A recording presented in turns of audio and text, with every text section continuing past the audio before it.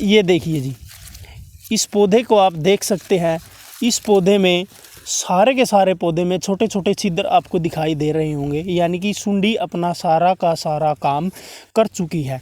जो हमारा पौधा है उसको ज़मीन के साथ मिलाकर बिल्कुल नज़दीक से ज़मीन के उसको वहाँ से काटना होगा। इससे क्या होगा, जो हमारा पौधा वैसे भी ख़राब हो चुका है उसमें काटने के बाद उसमें दोबारा से फुटाव हो जाएगा।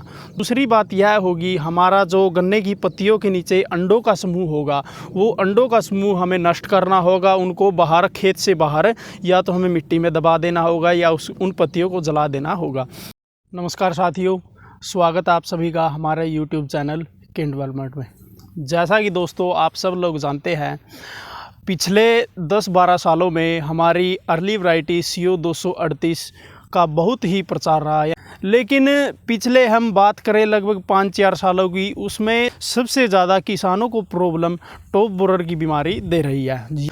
तो आज हम बात करेंगे मेनली टॉप बोरर के बारे में। टॉप बोरर है, उसकी 6 ब्रूड तक हमारे गन्ने में आती है, और उसमें अगर हम बात करें सबसे ख़तरनाक की, तो उसमें 3rd ब्रूड है वो सबसे ख़तरनाक होती है। और अब 1st ब्रूड है वो एक्टिव हो चुकी है। उन्होंने गन्ने की पत्तियों के नीचे अंडे दे चुके हैं, और अंडे देने के बाद उनका अंडे से सुंडी में कन्वर्ट होना काम शुरू हो चुका है। अगर हम बात करें टॉप बोरर के प्रोसेस की, ये जो टॉप बोरर की तितली है 200 से 250 अंडे एक बार में देती है, और अंडों से सुंडी बनने तक का पूरा जो हमारा समय होता है लगभग 7 दिन या 7 से 10 दिन के अंदर वो अंडे हैं वो सुंडियों में तब्दील हो जाते हैं, और वो सुंडी सीधी की सीधी हमारी गोब से होती हुई उस गन्ने में पहुंच जाती है। तो आज हम आपको दिखाएंगे उसके लक्षण, टॉप बोरर के क्या क्या लक्षण है जो उनमें आ चुकी है, और उसको हम कैसे कंट्रोल कर सकते हैं। तो आइए आपको दिखाते हैं यह पौधे जिनमें टॉप बोरर का अटैक हो चुका है, जो पूरी तरह से कीड़े से इन्फेक्टेड, सुंडी से इन्फेक्टेड हो चुके हैं। ये देखिए दोस्तों, ये जो हमारा पौधा है यह पूरी तरह से, इसके पत्तों में आप देख सकते हैं छोटे छोटे छेद हो चुके हैं। इस छोटे छोटे छेदों का मतलब है जो हमारी गन्ने का पौधा है ये, इसमें नुकसान हो चुका है। टॉप बोरर की सुंडी गोब से नीचे जा चुकी है। यह हमारा नुकसान होने के बाद के लक्षण है। ये देखिए, बाकी में भी दिखाते हैं। ये देखिए जी, इस पौधे को आप देख सकते हैं। इस पौधे में सारे के सारे पौधे में छोटे छोटे छिद्र आपको दिखाई दे रहे होंगे, यानी कि सुंडी अपना सारा का सारा काम कर चुकी है। और अब हम इस पौधे को तोड़कर देखते हैं कि वो हमें, देखते हैं सुंडी दिखाई देगी या नहीं देगी।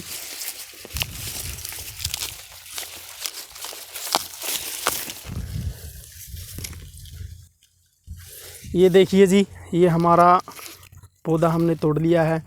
अब हम इसको दिखाएंगे इसमें सुंडी है या नहीं है, और है तो वो कहाँ तक जा चुकी है।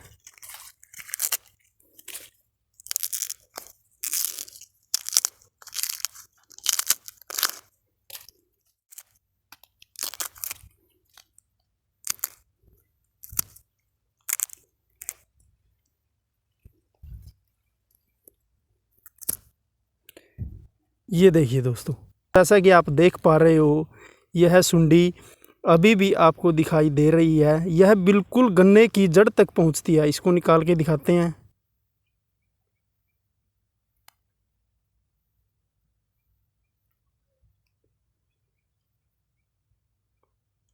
ये देखिए जी, जैसा कि आप देख रहे हैं, ये सुंडी कितनी बड़ी हो चुकी है, और हमारे गन्ने के पौधे में गोब से एंटर करके पूरी जड़ तक यह पहुंच चुकी है।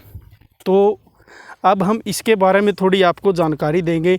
लगभग ये हमारा जो गन्ने का CO 238 का खेत है ये इन्फेक्टेड है बहुत, यानी कि जो इसमें सुंडी है वो अपना काम करके गोब से एंटर करके नीचे तक जा पहुंची है।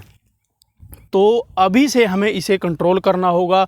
जो हमारी 1st ब्रूड है, अगर हम अब इसको अभी से स्टॉपेज करके चलेंगे, अभी से इसकी रोकथाम करेंगे, तभी जाकर हम एक गन्ने की अच्छी फसल ले सकेंगे। इसकी हम 2 तरह से देखभाल कर सकते हैं, अपने गन्ने को बचा सकते हैं, एक मैकेनिकल कंट्रोल से और दूसरा केमिकल कंट्रोल से। तो सबसे पहले आपको क्या करना होगा, जिस गन्ने में आपको टॉप बोरर के लक्षण दिखाई दे रहे हैं या पत्तियों के नीचे अंडा समूह दिखाई दे रहे हैं, या जो गन्ना जिस पौधे में आपकी टॉप बोरर की सुंडी नीचे तक जा चुकी है, उसको ज़मीन के साथ मिलाकर बिल्कुल नज़दीक से ज़मीन के उसको वहाँ से काटना होगा। इससे क्या होगा, जो हमारा पौधा वैसे भी ख़राब हो चुका है उसमें काटने के बाद उसमें दोबारा से फुटाव हो जाएगा। दूसरी बात यह होगी, हमारा जो गन्ने की पत्तियों के नीचे अंडों का समूह होगा, वो अंडों का समूह हमें नष्ट करना होगा। उनको बाहर, खेत से बाहर, या तो हमें मिट्टी में दबा देना होगा या उन पत्तियों को जला देना होगा। इस मैकेनिकल कंट्रोल से क्या होगा, उससे हम जितना भी हम आगे होने वाला लॉस है उससे बच जाएंगे।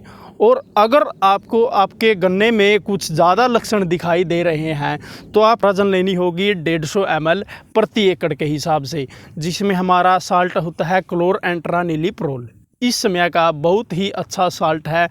आपको क्या करना होगा, लगभग 400 से 500 लीटर पानी में 150 ml हमारी दवाई का घोल करना है और उसमें हाथ वाली स्प्रे टैंक के साथ हमने ड्रेंचिंग करनी है।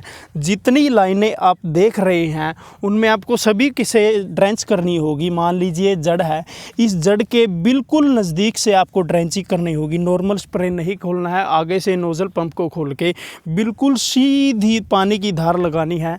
इससे हमारा फ़ायदा ये होगा, सीधा का सीधा जो हमारी दवाई पड़ेगी यहाँ पे, वो जड़ के द्वारा हमारे गन्ने में सारे में ले ली जाएगी। सारे गन्ने में दवाई लेने के बाद हमारा जो पौधा है वो पूरी तरह से उपचारित हो जाएगा और जो भी हमारा जो नुकसान है वो बच जाएगा। यानी कि जो टॉप बोरर की सुंडी हमारे गन्ने को खा रही है वो उसे नहीं खाएगी। अगर वो उसको खाएगी तो वो खाते ही उसको पैरालाइज होते ही मर जाएगी। और रही बात दूसरी दोस्तों, कोराजन को आपको नॉर्मल स्प्रे बिल्कुल नहीं करना है, क्योंकि कोराजन में जो हमारा केमिकल होता है क्लोरएंट्रानिलीप्रोल, वो नॉन मूवेबल होता है। इसलिए कंपनी उसको सलाह देती है ड्रेंचिंग किया जाए, ताकि वो जड़ के नज़दीक हमारा केमिकल चला जाए और उसके जाने के बाद वो जड़ों के द्वारा पूर्णतः अवशोषित कर लिया जाए। तो आशा करते हैं दोस्तों हमारी यह वीडियो आपको पसंद आई होगी। और अगर आप शुरू से ही इसको कंट्रोल करते हैं, शुरू से ही मैकेनिकल रूप से इन पौधों को उखाड़ कर बाहर फेंकते हैं, या फिर ड्रेंचिंग करते हैं, या फिर क्लोरो का अच्छी तरह से गोब में स्प्रे करते हैं, इन कारणों से आप फर्स्ट ब्रूड से बच सकते हैं, ताकि इनका आगे जाकर मुकाबला हम कर सके और संख्या में ये ज़्यादा ना हो, जिससे हम आने वाली इनकी पीढ़ियों से बच सके और एक अच्छी पैदावार ले सके। तो थैंक यू दोस्तों। और अगर आपका कोई सवाल रह गया हो तो आप कमेंट में कमेंट डाल के पूछ सकते हैं, हम आपका रिप्लाई ज़रूर करेंगे। और हमारे चैनल के साथ जुड़े रहिए, चैनल को सब्सक्राइब कीजिए, वीडियो को लाइक कीजिए। Thank you.